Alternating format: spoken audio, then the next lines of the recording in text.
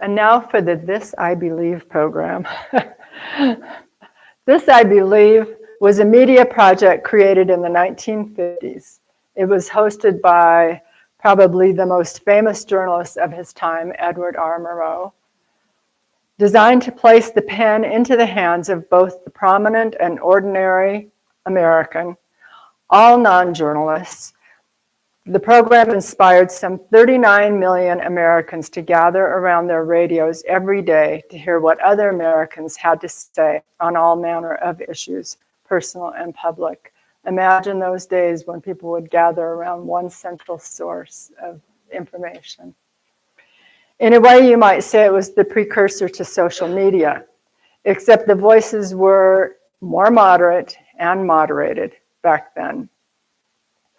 Some of the essays came from the likes of Eleanor Roosevelt, Albert Einstein, and Margaret Mead. But they also came from corporate leaders, cab drivers, homemakers, and scientists. Back then, concerns of the day were not so different from what they are now. People worried about Russia, McCarthyism. We have our own brand of McCarthyism going on right now. And racial division, always, always an issue. In 1952, the year I was born, a collection of essays sold 300,000 copies. Even more interesting, another book of essays from the program was translated into Arabic and sold 30,000 copies in just 3 days. Yeah, that was amazing. The world, well, the Arab world, wanted to know what everyday Americans were thinking. And I can relate. Some days I want to know what they're thinking. Years later, NPR revived the radio program with Jay Allison as the host. I remember listening to it religiously and always feeling inspired or somehow deepened by others' living philosophies. As the producers on the show said, on resuming the program, quote, Edward R. Murrow's project struck such a chord with millions of Americans, it can do that again. I hope it will strike a chord with all of you today. You may even get a sense for what made the program such an enduring legacy.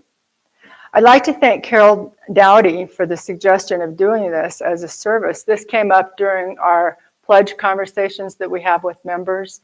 And Chuck had called her, but then she and I had an occasion to talk about an additional item on that. And she suggested it. I guess they had done it at their church in Arizona. It was quite successful, very well attended, and they do it like 3 times a year, which, you know, maybe if it's a great church, but, and so anyway, thank you, Carol, for suggesting it, and thank you to all of our writers and readers. It's been really fun working with everybody on it. As we transition from one speaker to the next, Martha will play some selections from Joseph Haydn's Finale from Sonata in E minor. And now sit back and enjoy listening to the core beliefs of 5 everyday Americans from our very own congregation. Our first speaker is Julian Spalding. Julian published ABQ Arts, right, in Albuquerque, until he sold it to retire to Ashland, Oregon, the town of his birth, with his husband, Terry Brown.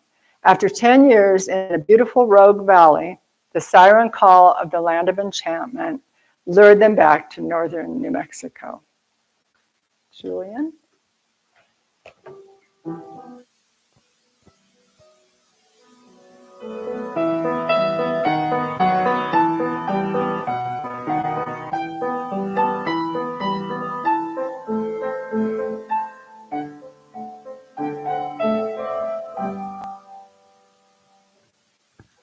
I'm glad to know I'm an ordinary American.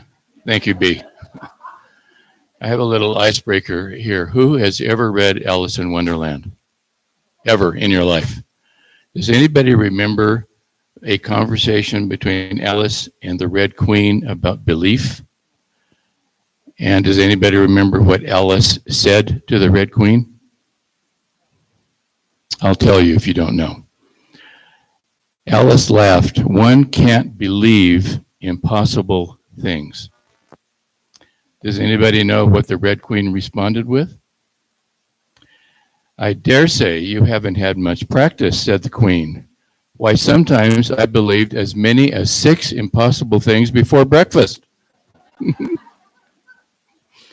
So I hope that this reading and the subsequent ones will not be impossible things to believe.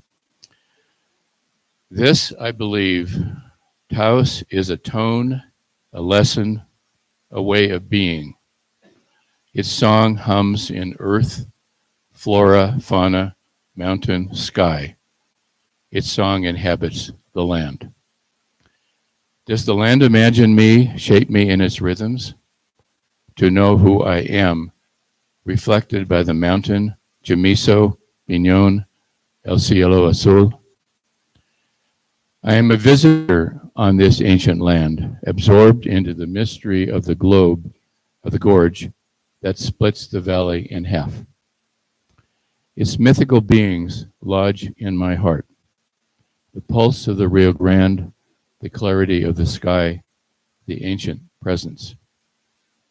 The song of this place nurtures me, changes me, humbles me. I believe El Monte Sagrado called to me, pulled me to itself to make my home here. That was a poem I wrote for Taos, and I'll also read an essay that's in the same vein that I wrote.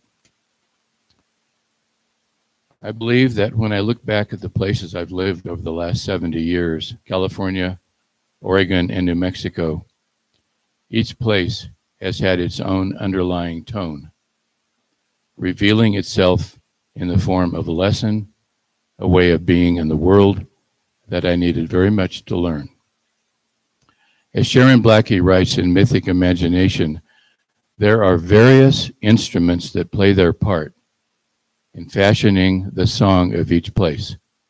Geology, flora, fauna, weather, the skyscape, topography, folkloric and mythical beings and motifs, stories told by its human inhabitants, some bright and upbeat, others discordant, heavy, but they lodge right in the heart of you anyway.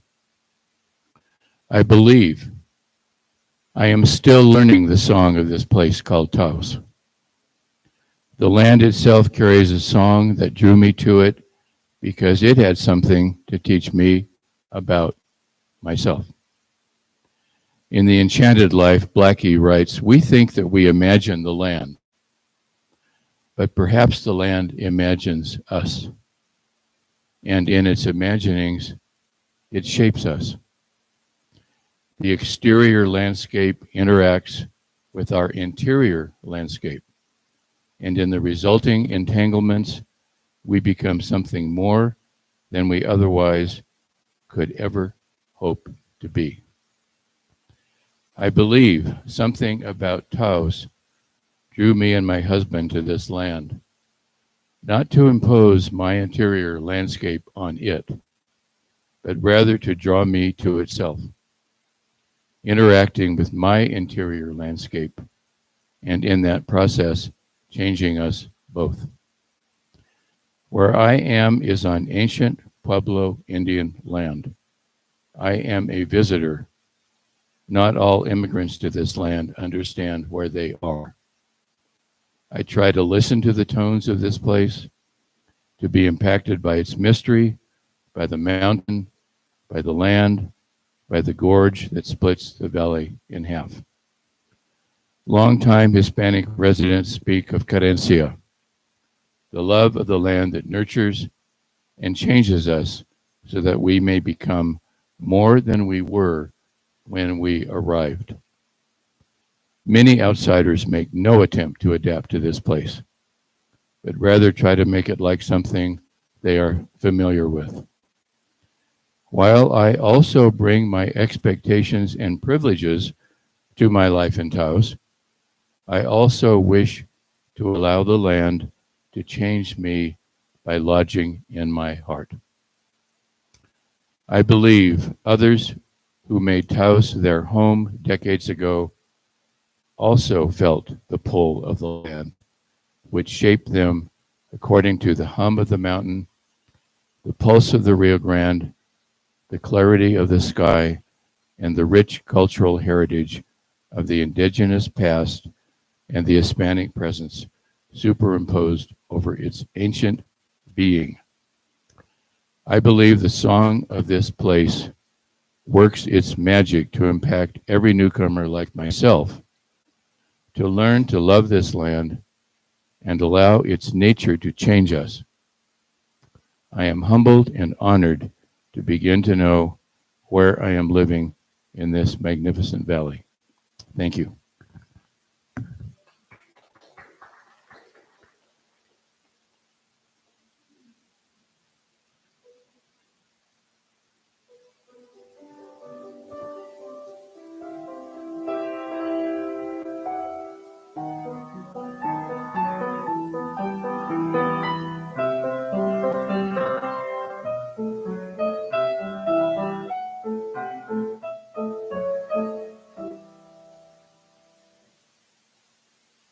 Gail Minton has been an owner with her husband Ty of Squash Blossom Farm in Ranchos de Taos since 2001.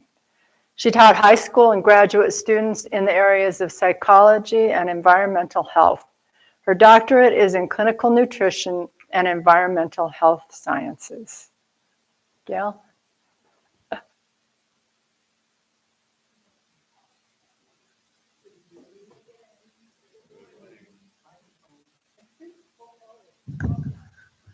Horizontal, right?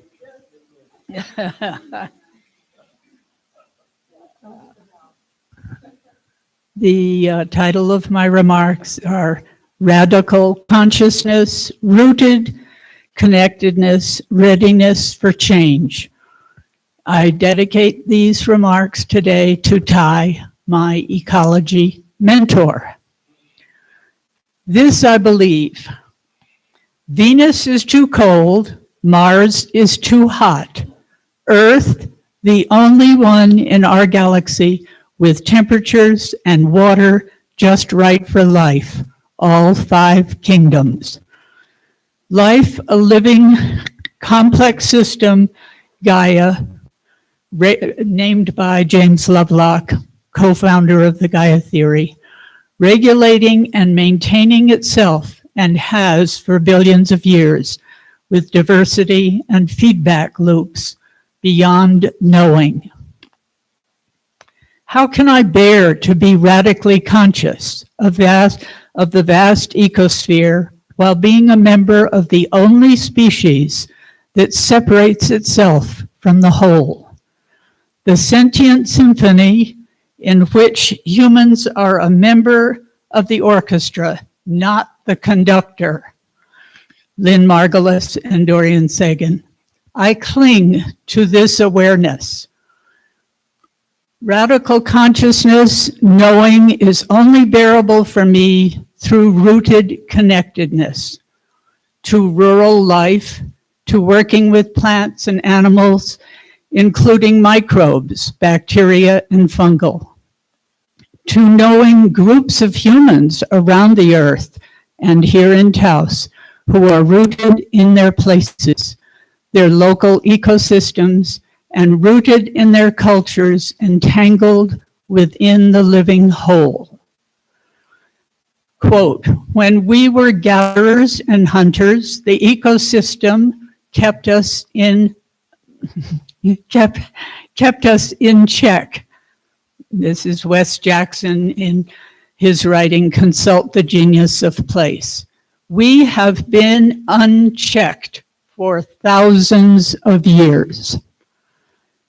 Readiness, drastic change is happening. I feel fear, anger, huge grief, and am complicit in the unlimited industrial growth society. We are damaging the sources of our human life, forests, oceans, fresh water, lands, soil. and other than human lives. Gaia will survive with or without humans. Being ready, preparing for social and economic and environmental upheavals requires individual and collective preparedness.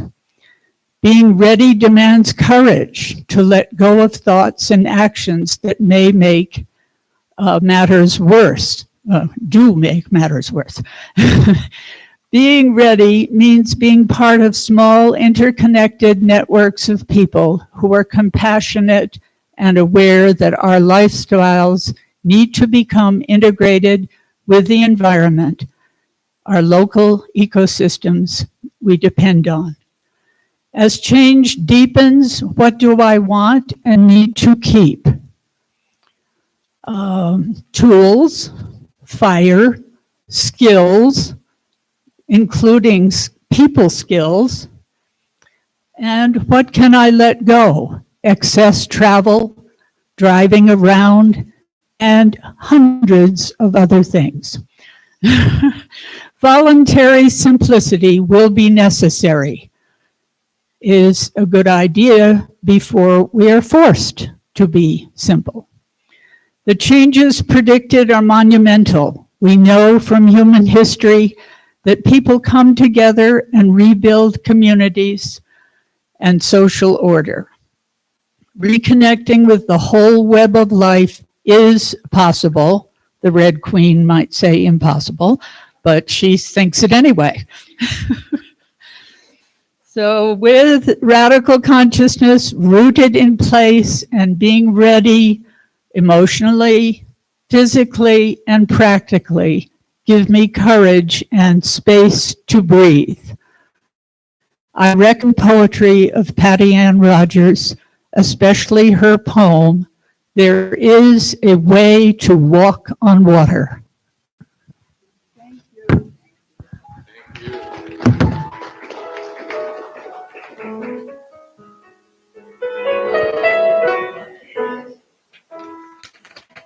Thank you, Gail.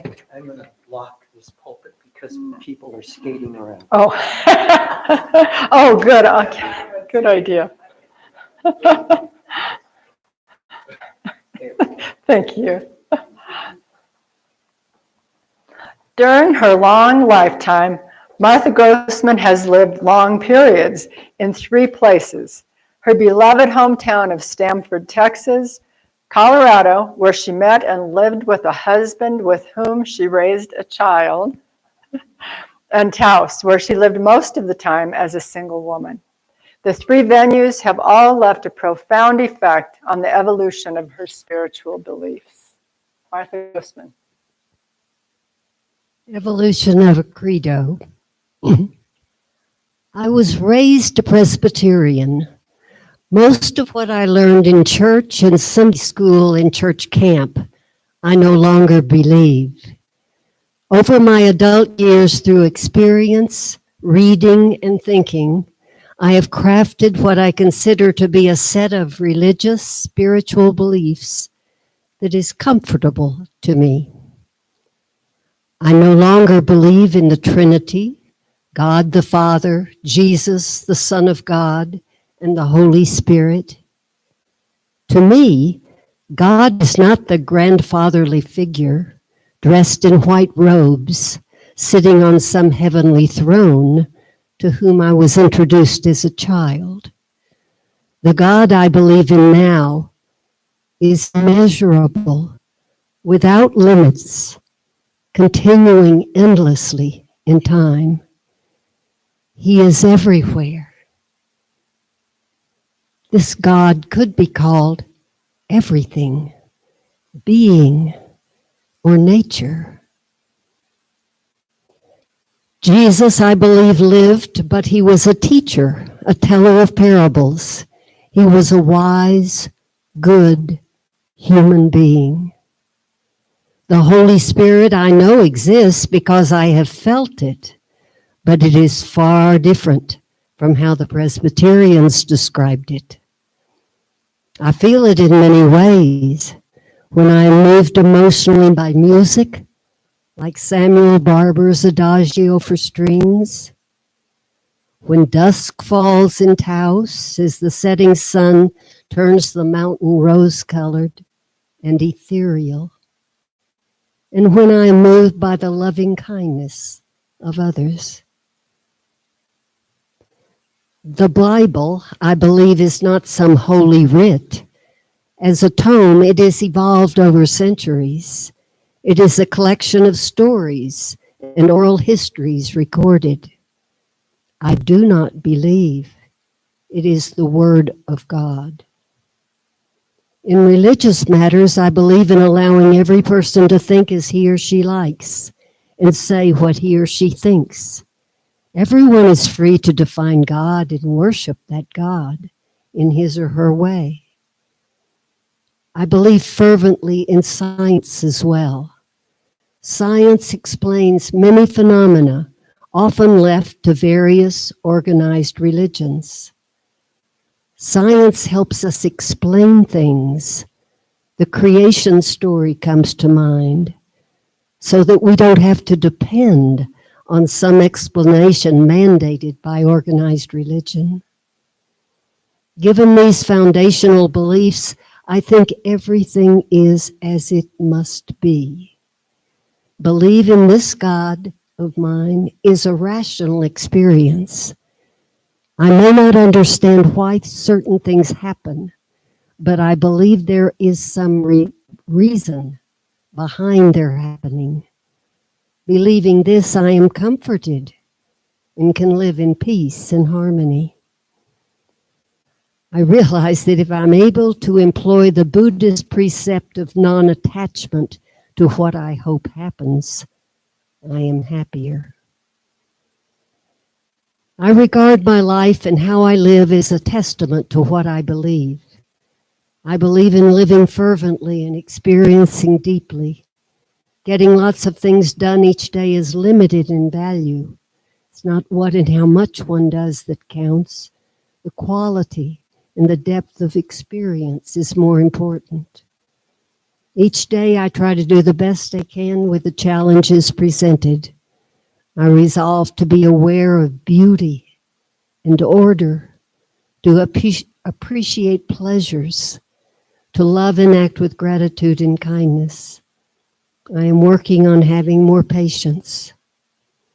Charles Bukowski, in his poem, Go All the Way, says it well. Quote, if you're going to try, go all the way. Otherwise, don't even start.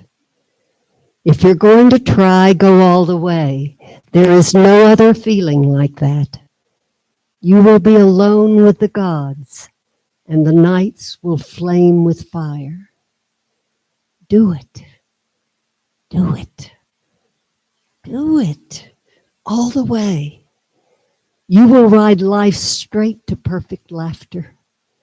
It's the only fight, the only good fight there is. Unquote.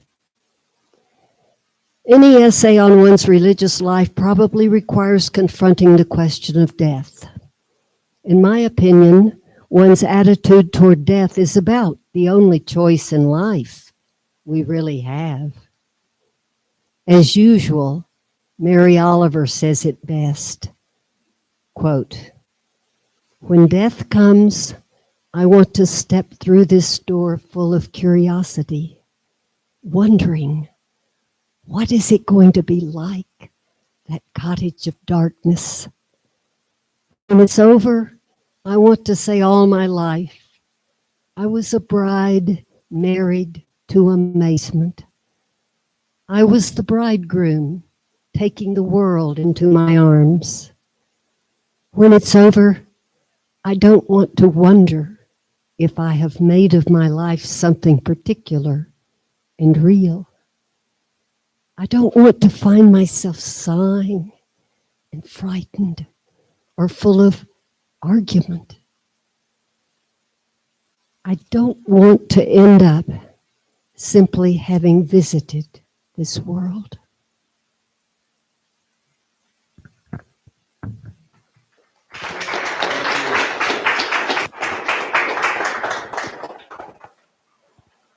Thank you, Martha.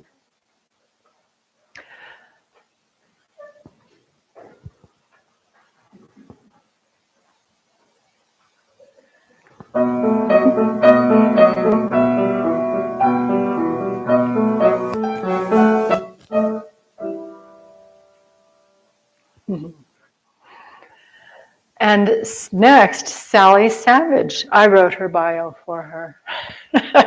Sally Savage is a wanderer, a photographer, and an adventurer. Sally?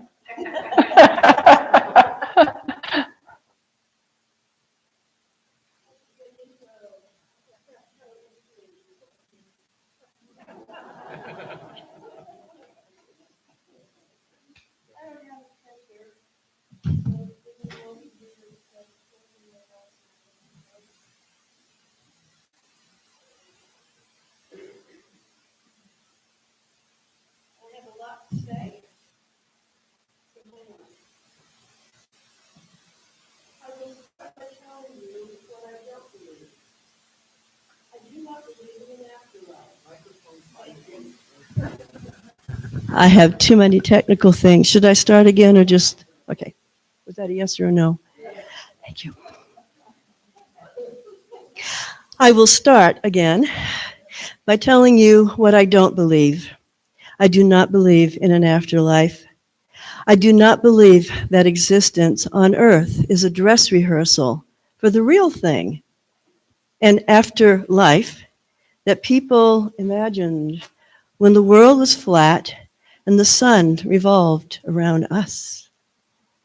Instead, I look past traditional concepts of afterlives at an unimaginable myriad of possibilities. To me, uncertainty is more comforting than the expectation of a defined future realm of existence. Popular concepts of afterlives seem to be machismo repeats of what we've already gone through in this man's world. The universe is too vast for me to want to be a rerun.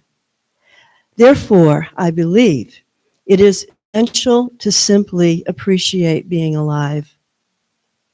But if there's no eternity to reward me for my mortality, what is my brutish and short life all about? Why am I here? I do not know. Don't I want to know? Heck yeah. More than anything else, I have studied dozens of belief systems and philosophies and concepts, and narcissists trying to look through the eyes of people who have glimpsed flashes of the all that is. I enjoy the beauty and transcendence of most spiritual traditions. Most belief systems advocate various universal truths. It's impossible for me to choose from them all, and that's okay. They help us see beyond ourselves, and they represent only a fraction of those unimaginable myriad of possibilities of what existence is all about. Unfortunately, I also believe that many religious institutional leaders seem to have more interest in worldly power than in spiritual connectivity.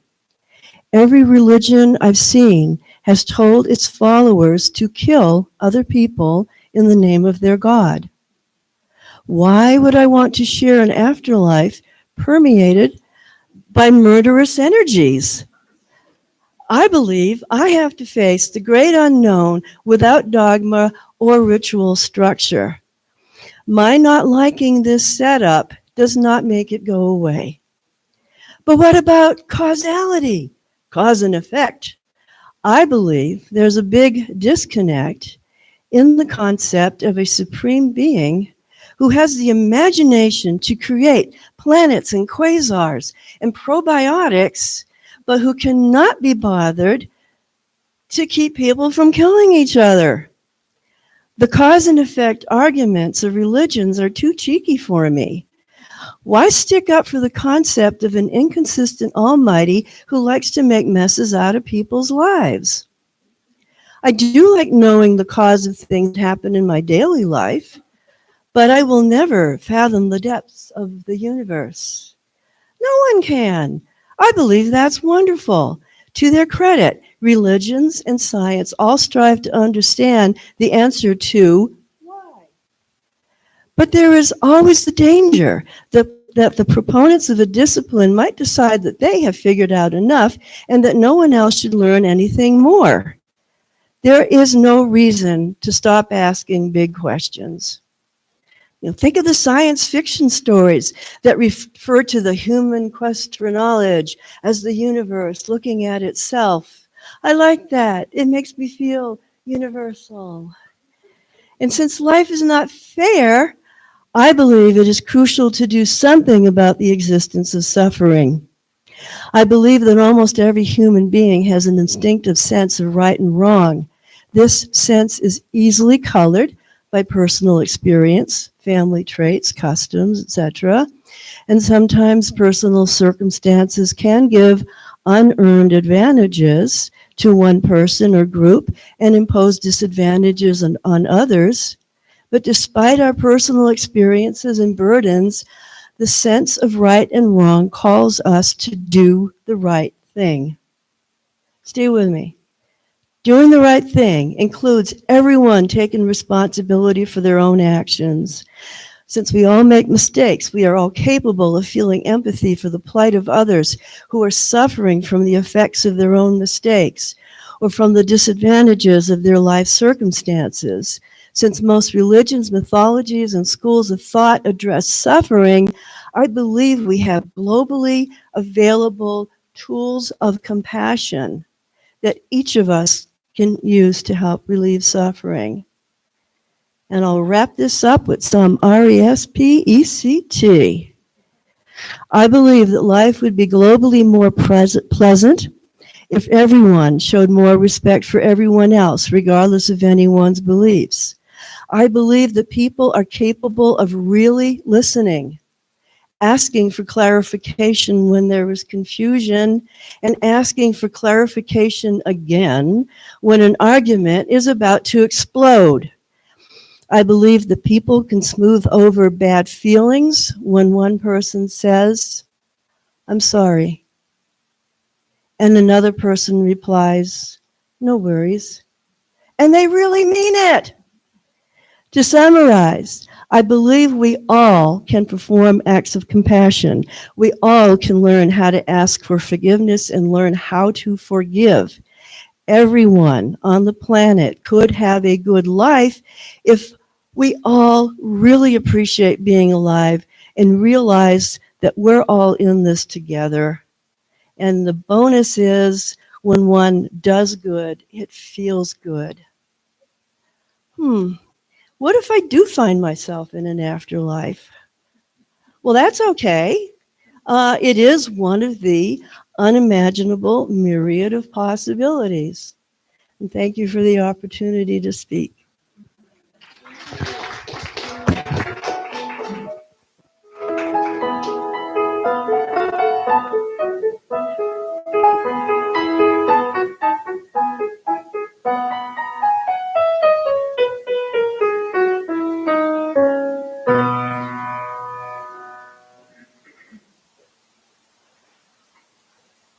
I'm just adding a couple things to Sally's bio.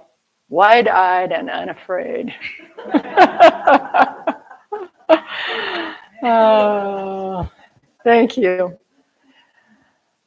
When Emily Gillespie was young, she accidentally fell into the perfect career, computer programming. And that was before the internet and PCs. From the very beginning, she noticed the strong connection that all the programmers had with each other. It came, she observed, from being misunderstood as nerdy by outsiders, from working together at 2 a.m. to fix some broken code, and through sharing each other's good times and bad times. She was intrigued by such bonding and realized the importance of all of our connections. Emily Gillespie.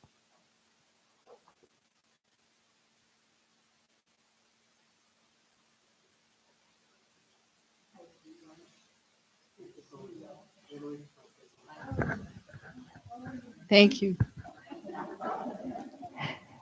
So as B was mentioning, my topic is the importance of connection.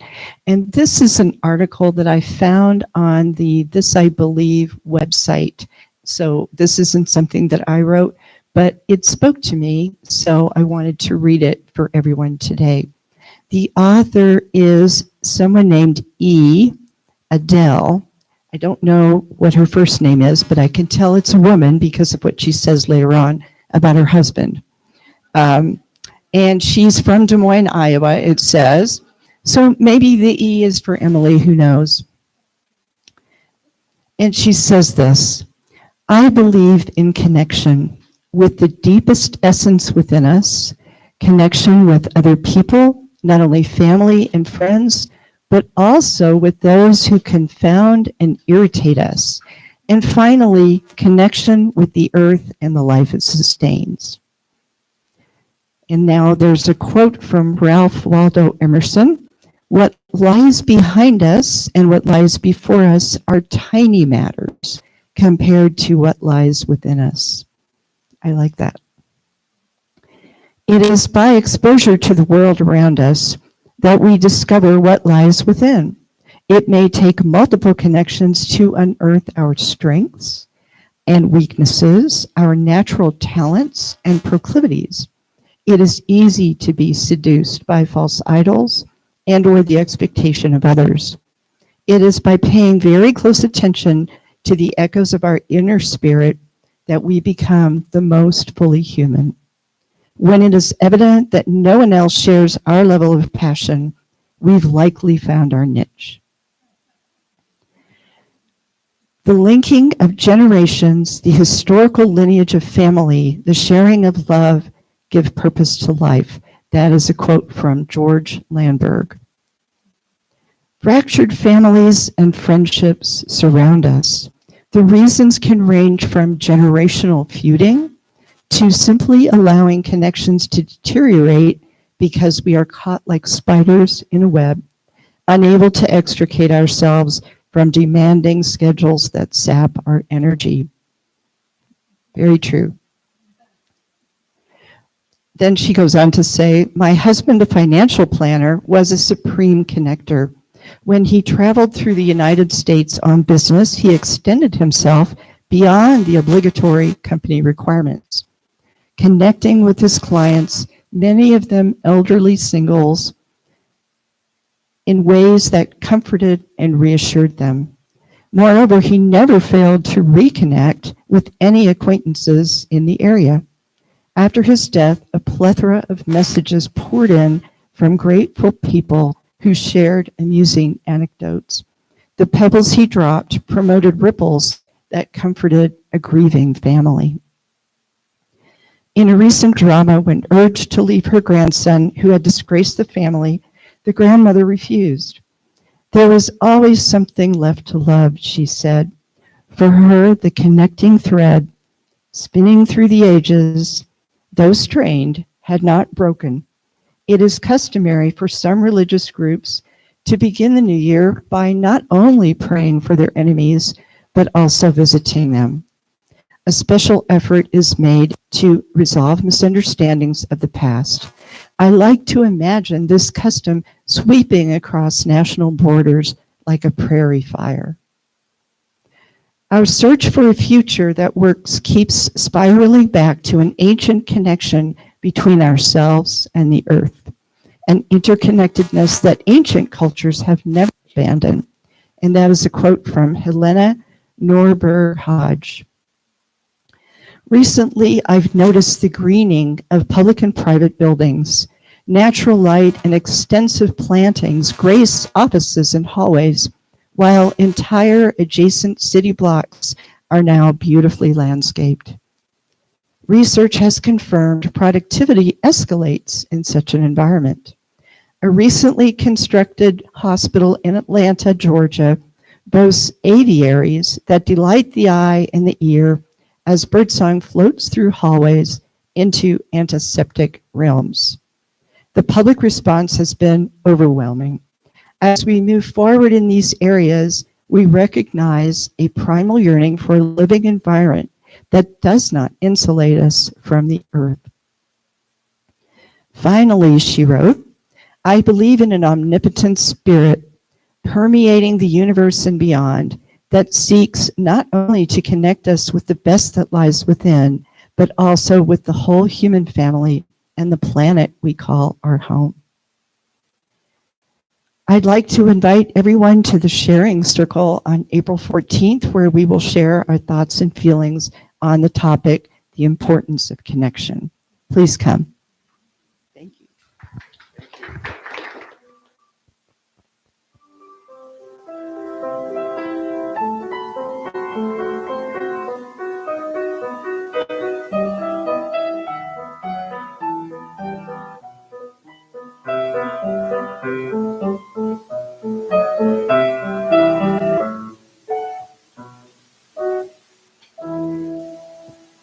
Thank you to all of our readers.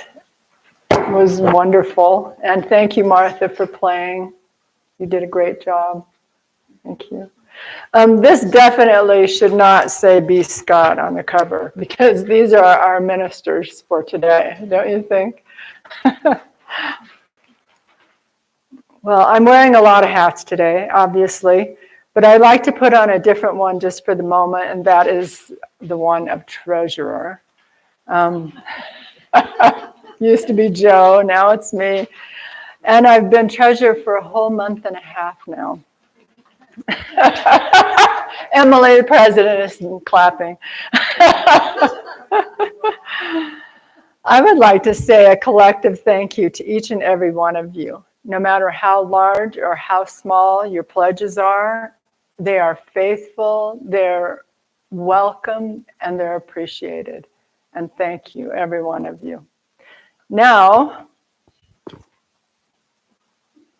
some people say that money is energy. And so I am saying thank you for circulating the energy of this congregation and contributing to it. If somebody would like to take over where I drop off here, I would appreciate it. Thank you.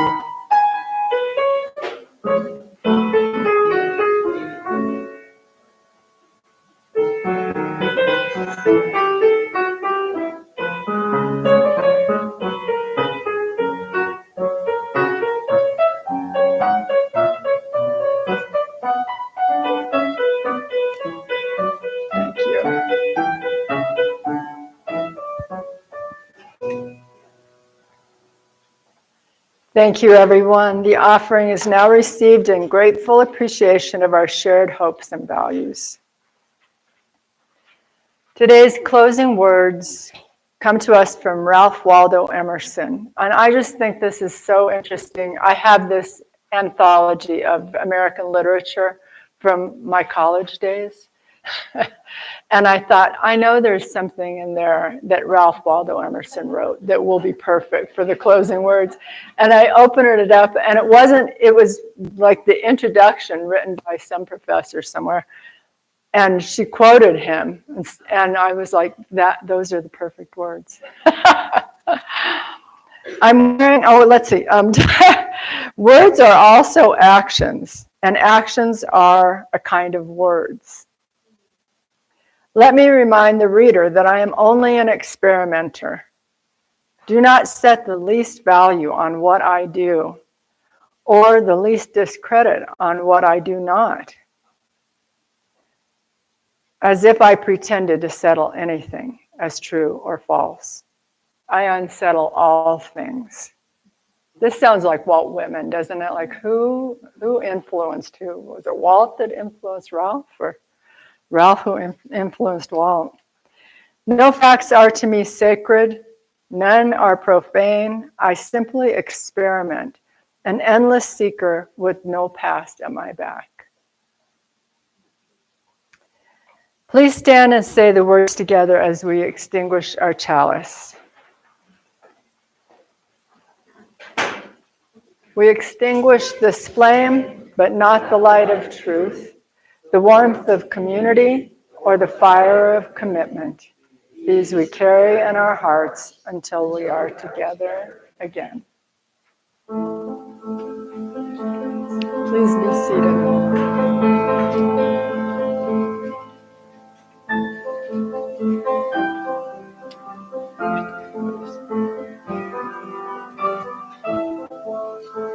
Did I take yours?